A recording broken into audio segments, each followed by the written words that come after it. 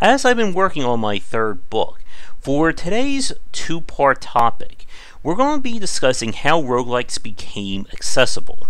And if you are interested in my previous two books, there'll be a discount code for 20% off down in the description. For today's part, we're going to be talking about persistent systems and how having a sense of carryover has done a lot to make roguelikes more palatable and more accessible to new players.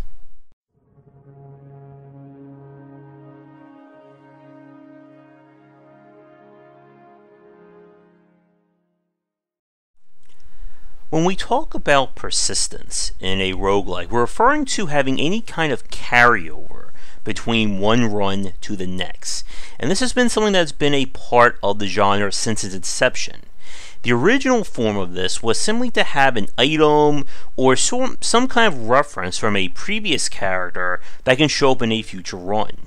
But as the genre developed, especially over the last decade, we saw developers make greater use of persistence, not only as a form of rewards, but also as gatekeeping for larger challenges. Now, persistent systems have varied over the years. One of the simplest examples was from Shiren the Wanderer, that you had a universal storeroom that you could put an item in and it would retain there over any number of runs until you take it out. And you could use this as a way of storing powerful items for a perfect run, or to upgrade a singular item and get, super powered to then dominate on a run or perform a bonus challenge. Now, as we said, this kind of persistent element used to be kind of just there to provide a short-term benefit, and then it would either go away, or if you lost, all those benefits are gone, you have to rebuild it back up. But from the last decade on, we've seen more action and more modern roguelike and roguelite, yes, there is still that difference, of games make use of things differently. Now, the example up there, of course, is from The Binding of Isaac. And The Binding of Isaac was one of the first of the kind of modern roguelikes to really put this emphasis on a persistent system. And the idea behind persistence is that as you play the game, more elements become either unlocked or your ability to play grows because more elements are being carried over. And there are some major limitations to this that we're going to talk about in the second half of this video.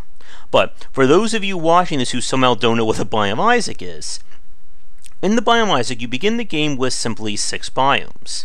Or I'm sorry, 6 levels broken down into two biomes apiece.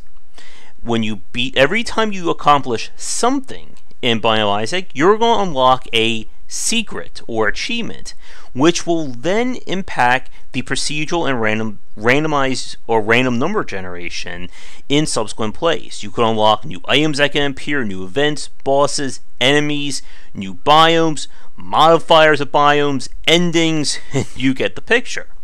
And the point about persistence and carryover mechanics is how somebody plays the game very beginning is going to be completely different 50, 100, 200, whatever, how many runs further down the line.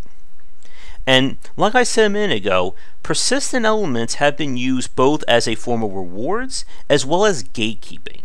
With the Binding of Isaac in particular, a lot of the challenges in the game are locked to that persistence.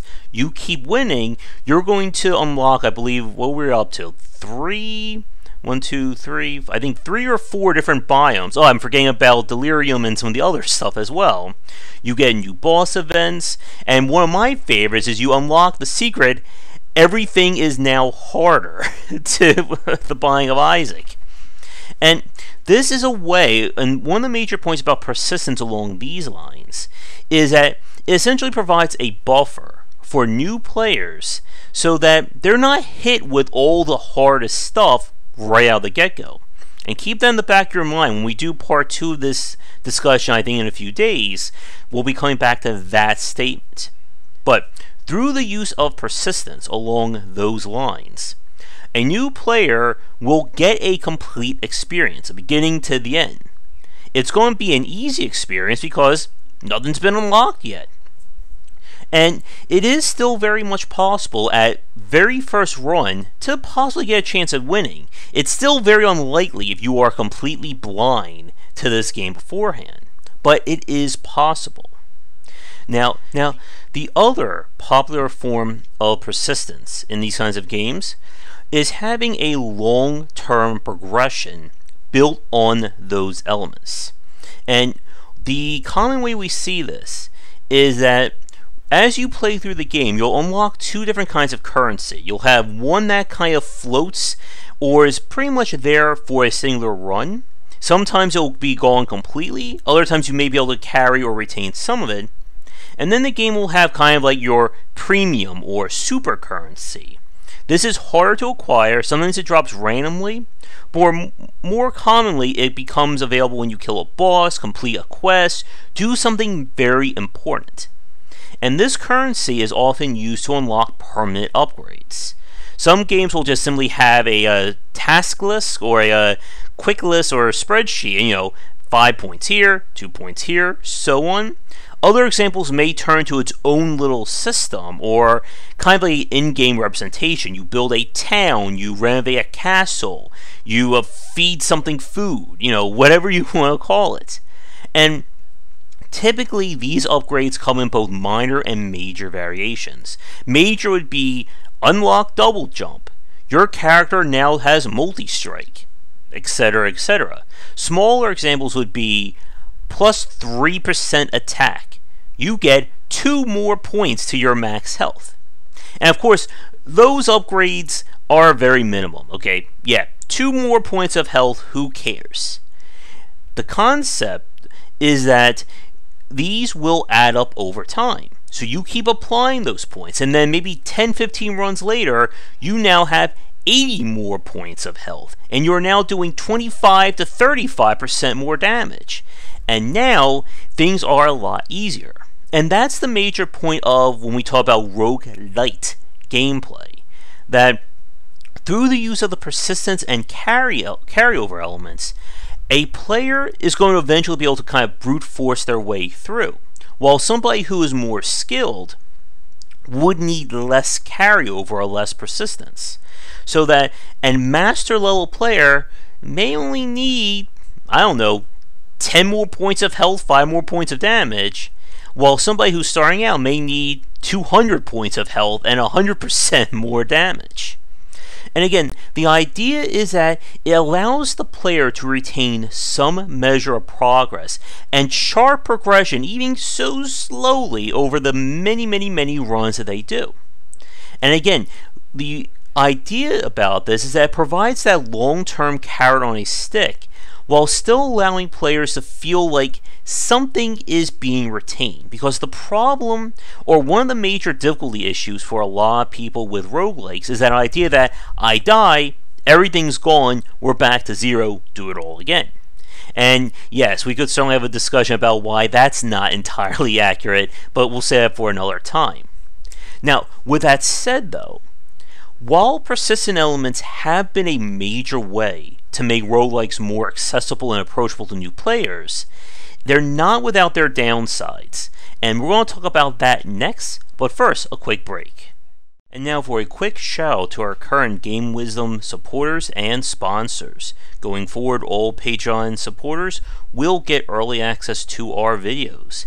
And if you'd like to continue this discussion on game design, be sure to check out our Discord channel, linked down below.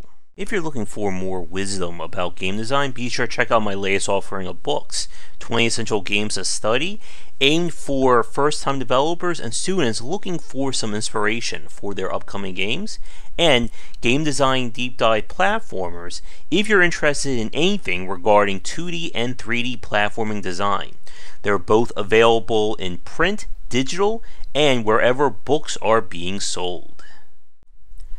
When we talk about the downside of persistence and carryover, it oftentimes occurs when so much focus on the play comes down to the persistent elements. And what that means is that the player at the beginning of the game is simply not afforded the ability to win a run given these starting elements. And like I said in the last part, this is a major part of roguelite gameplay, where there is an intended end to the experience. The game is not built entirely on run after run. There is an established beginning, middle, end of a story, and a final boss, and when you beat in it, the game is over. And in these games, the persistent elements are often a way of padding things out. And the footage that you're seeing is from Rogue Legacy. This was one of the more popular roguelites of the last decade, and I know they are currently working on a sequel. However, I kind of found this game to be a little bit overrated, and it's kind of the prime example I turn to when I discuss issues with persistent elements, although there have been other roguelikes, to say the least. The problem that Rogue Legacy and these kinds of games have is that the game is not balanced for a level 0 character. What that means is that the game expects you to be overpowered or have enough unlocks to even remotely have a chance at winning. And before anyone comments down below, we are not talking about speedrun strats and super min-max game breaking. We're talking about playing this game casually. Now what you see on the screen right here is the majority of the bulk of the persistence. Each one of those little rooms you saw was an upgrade that I had to spend gold on. And the gold cost gets progressively more expensive the further you play. This again is to keep you from just overpowering everything by spending like 20 gold a piece. And again, this is the good part about persistence design. You see the growth and the change over the many runs. Soon you'll be able to one-shot enemies that used to take you 5 or 6. Enemies that used to be so much trouble are now easier. And being able to customize your run with unlocks from previous plays, again, is a very effective progression curve for these kinds of titles. The problem, though, is that when you are forced to rely on it so much that you can't even really do much with your skill otherwise, that they become an issue. And again, we're not talking about having the game drop the perfect items or having a lucky run. We mean that the game just severely handicaps you through the persistent elements until you kind of break even and then begin to forge ahead. And everybody will have a different break even point. That's what we talked about in the last part. But everybody or players shouldn't be having to rely completely on the persistent elements to have any chance. There's another game in Celebration of Violence that had that same problem.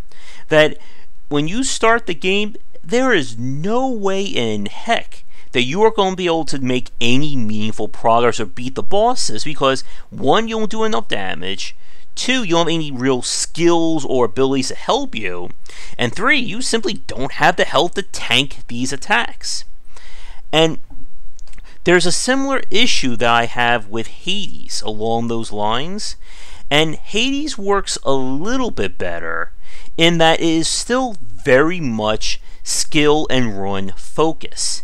And the persistent elements do matter, but it's not as prevalent as in Rogue Legacy. In Rogue Legacy, there are things that you need to unlock, such as being able to get better jumping, being able to get classes that make use of a lot of damage, and again, the aforementioned stat upgrades that are very much necessary. With something like Hades, you still need those elements, but so much of the runs are focused on the items and things you gain in the middle of the run that it's not as vital. And this is the common difference between good and bad persistent elements. When you have bad persistent or not as good persistent systems, you're not playing the game run to run.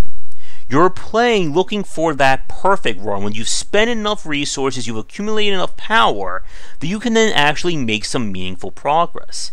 Everything else doesn't matter. And this is kind of the point with Rogue Legacy. There are runs where I'm not finding any gold, I'm not making any progress, and just guess what? I'm basically just staying at 0 for that entire play. And when you want things to matter, or in the better examples, I am making progress through, whether it's inches or miles. And if the player doesn't feel like things are moving forward, they're going to get fed up with the game and they're just going to stop playing it. Because it's not a case of the run generating good resources or having a really great build. It's a case of you having to do all the legwork beforehand to then have that successful play. With that said, for part 2 of our video, or part 2 of the series, we're going to talk about progressive difficulty and a way of spreading out the difficulty curve or lengthening it to make things easier to play and kind of get around this issue of the persistence being so much of a factor. Before we end things for tonight, can you think of better or not so good examples of persistent systems in games that we didn't cover today? Let me know in the comments below, and if there's any other topics you want me to cover, as always, let me know in a comment or on our Discord channel. Thanks for watching this video, and come back for daily discussions on game design here and on Game Wisdom, where examine the art and science of games. Until next time, take care. Thanks for watching the video. If you enjoyed things, be sure to do all the liking and subscribing that the kids are doing these days. Check out our Discord channel link down below where we hang out and chat game design, and come back later tonight for our regular streamings. But that's it, and tune in for more great content here and on Game Wisdom, where we examine the art and science of games.